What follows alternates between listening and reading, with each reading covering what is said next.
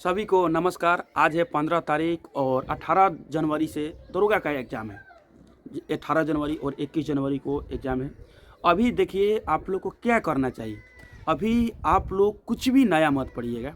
जितना भी हो सकता है आप लोग कम सोर्स को लेकर और ज़्यादा रीडिंग करना है, ज़्यादा आप लोग को रिवीजन करना है। और रिवीजन में भी करना है तो केवल और केवल अपनी सरसरी निगाह से गुजारना है। ये नहीं कि रीडिंग कर रहे हैं और रिवीजन कर रहे हैं और उसमें याद करने लगे।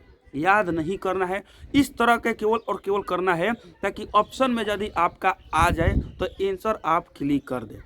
आप लोग जब कंठस्थ याद करते हैं तो जो कुछ दूसरा क्वेश्चन कोई पूछता है तो वो बताने लायक याद करते हैं, लेकिन अभी के टाइम में अभी आप लोग को उस तरह का याद नहीं करना है कि कोई पूछे तो आप बता सके। इस तरह का नहीं, केवल और केवल इस तरह पढ़ना है ताकि हमारा ऑप्शन में यदि एग्जाम में ऑप्शन में यदि दिख जाए वो आंसर तो हाँ क्लिक कर सकूँ। ठीक है। और अभी आप लोग कोई भी सेट मत लगाइएगा, सेट नहीं लगाना है। और जो भी पीछे आप लोग सेट लगा चुके हैं उनको आप लोग अच्छे से रिवीजन कर लीजिए एक बार डिस्कशन के साथ, टाइम मिलता है तो। लेकिन डिस्कशन को पढ़ने से पहले आप लोगों को जो मैं टॉपिक बता रहा हूँ पहले इस पर आप लोगों को पकड़ होनी चाहिए यदि आप रिजल्ट लाना चाहते हैं तो।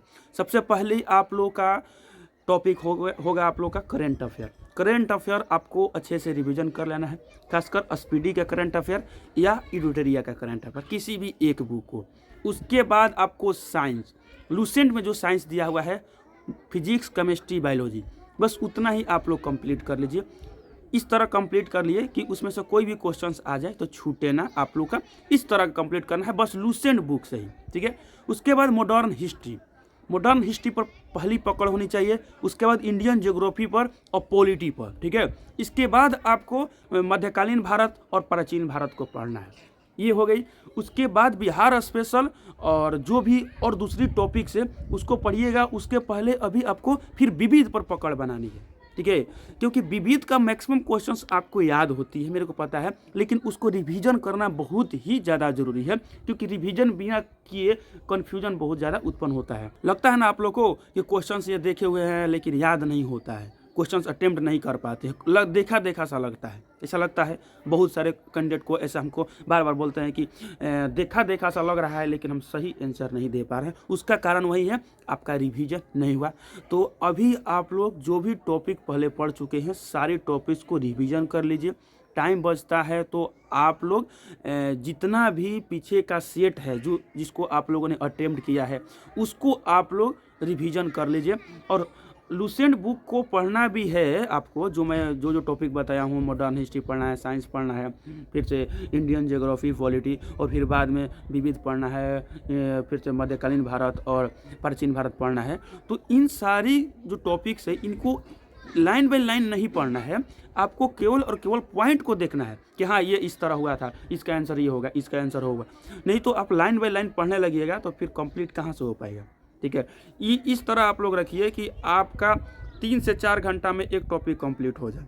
बस केवल और केवल पॉइंट आउट करके हर एक पॉइंट को आपको अच्छी नज़र से देखना है, अपनी सरसरी निगाह से देखना है, ताकि आपका उस तरह का क्वेश्चन कुछ भी बनता है तो आप लोग जाके एग्ज़ाम में अच्छा से अच्छा स्कोर कर सके और उसको सही कर सके। नहीं तो कन्फ्यूजन बना रहेगा जब तक आप अपनी जो भी टॉपिक है उसको रिवीजन नहीं कर रहेंगे तो।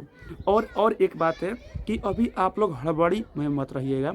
ये मत सोचिएगा कि क्या होगा, मेरा जीवन में इतना मेहनत की है फिर भी मेरा रिजल्ट होगा कि नहीं होगा। और दूसरे से कंपेयर नहीं करना आप लोगों को।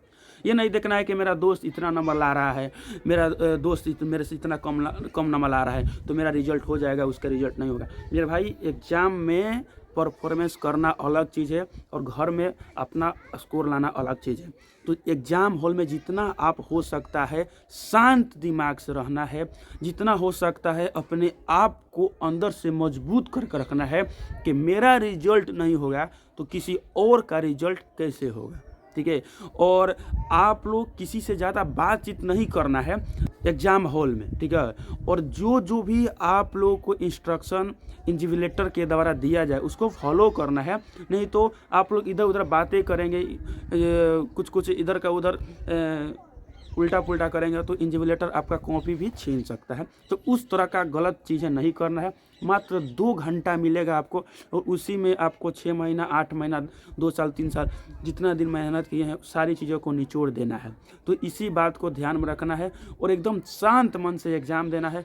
बाकी OMR किस तरह भरा जाएगा, किस तरह आप एग्ज़ाम को अटेम्प्ट करेंगे, सारी चीज़ों के लिए अलग से एक वीडियो आप लोग को प्रोवाइड करा दी जाएगी ताकि आप लोग का ईजी से ईजी क्वेश्चन जो गलत ना हो। एग्ज़ाम में ईजी क्वेश्चन ही आपका सिलेक्शन दिला सकता है। हार्ड क्वेश्चंस तो आपको आता ही नहीं है, क्योंकि हार्ड क्वेश्चंस आप जब पढ़े ही नहीं है तो आएगा कहाँ से। कुछ हार्ड क्वेश्चंस आपको मिलेंगे एग्ज़ाम हॉल में, ठीक है।